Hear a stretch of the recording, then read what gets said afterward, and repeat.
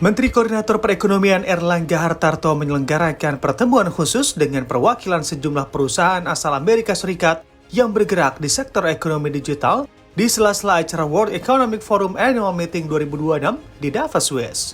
Sekretaris Kementerian Koordinator Bidang Perekonomian, Susi Wiono Mugiarso menjelaskan, pertemuan tersebut dilakukan sebagai tindak lanjut dari perundingan tarif yang dilakukan antara Indonesia dengan Paman Sam.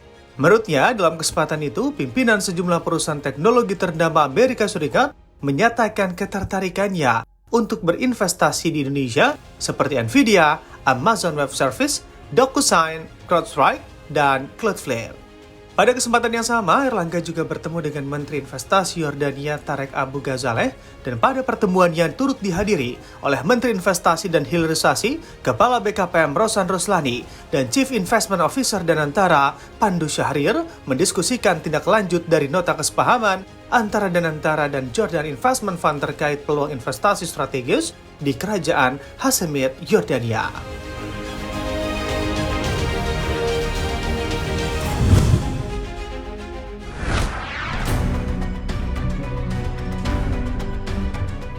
Menteri Keuangan Purbaya Yudisadewa menerbitkan peraturan baru yang merevisi keempat kalinya aturan tentang ketentuan perpajakan dalam rangka pelaksanaan sistem inti administrasi perpajakan alias Cortex.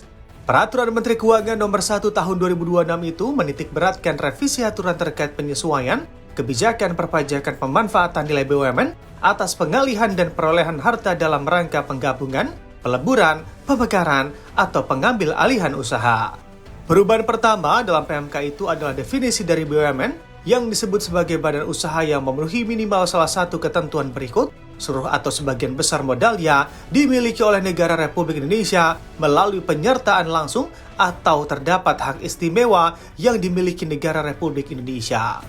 Sementara dalam PMK 81 2024 yang menjadi objek revisi PMK terbaru ini, BUMN didefinisikan sebatas badan usaha yang seluruh atau sebagian besar modalnya dimiliki oleh negara melalui penyertaan secara langsung yang berasal dari kekayaan negara yang dipisahkan. Ketentuan selanjutnya yang diubah adalah terkait dengan syarat tujuan business purpose test yang harus dipenuhi wajib pajak sebelum bisa menggunakan nilai buku atas pengalihan atau perolehan harta dalam rangka penggabungan, peleburan, pemekaran, atau pengambil alihan usaha.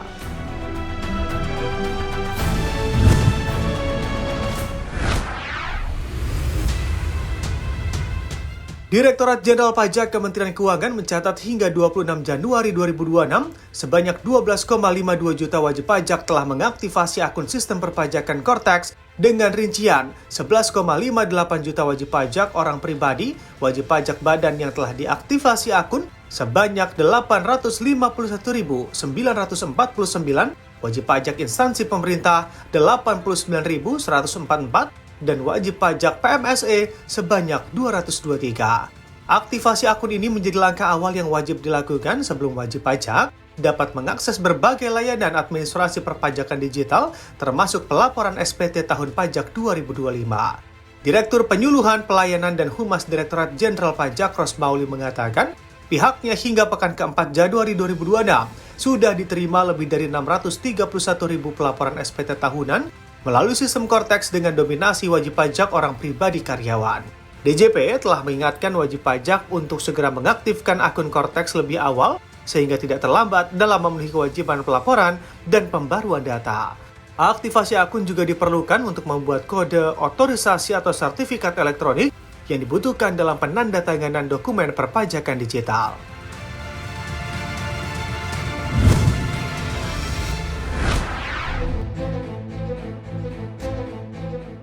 Investor asal Dubai, Uni Emirat Arab, Hayat Dejam Group akan berinvestasi 4 triliun rupiah di ibu kota Nusantara, Kalimantan Timur. Kesepakatan investasi itu ditandai dengan penandatanganan kerjasama yang dilakukan oleh Deputi Bidang Pendanaan dan Investasi Otorita IKN, Sudiro Roy Santoso, dengan Chairman Hayat Dejam Group, Sheikh Hayat Dejam pada Jumat lalu. Adapun kerjasama ini mencakup pemanfaatan lahan seluas 9,7 hektar di kawasan inti pusat pemerintahan atau KIPP 1A yang terletak di posisi strategis tepat di samping Plaza Bhinneka Tunggal Ika.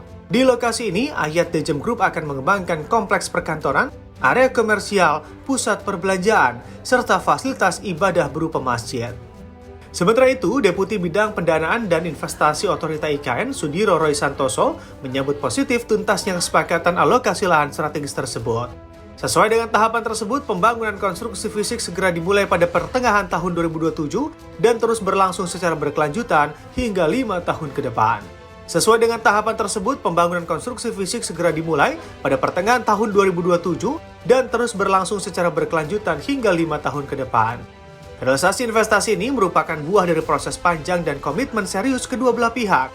Sebelumnya, Ayat Dejem Group telah melakukan kunjungan langsung ke lokasi pembangunan di Nusantara dan menandatangani Non-Disclosure Agreement pada 8 Mei 2025 lalu.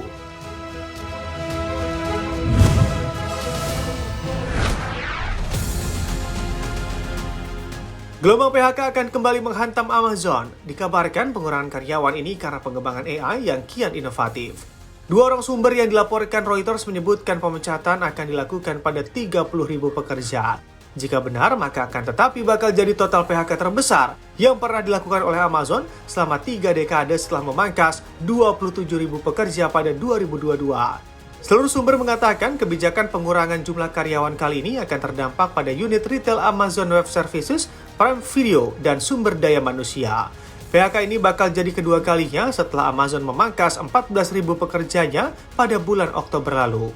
Saat itu, perusahaan mengaitkannya dengan peningkatan software AI yang disebut membuat retail terus berinovasi dengan cepat. Amazon memang menjadi salah satu dari banyak raksasa teknologi yang getol menggunakan dan mengembangkan AI sejak beberapa tahun terakhir. Mereka menggunakannya untuk menulis kode software dan mengadopsi agen AI untuk mengotomatisasi tugas rutin.